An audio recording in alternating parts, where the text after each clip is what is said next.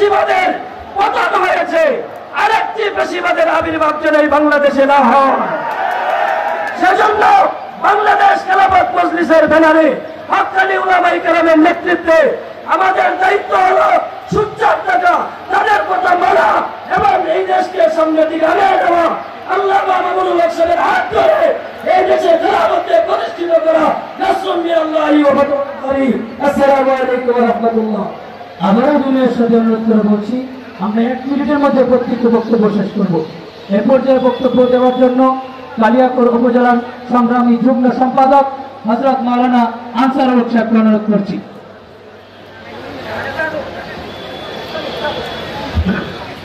السلام عليكم ورحمة الله وبركاته.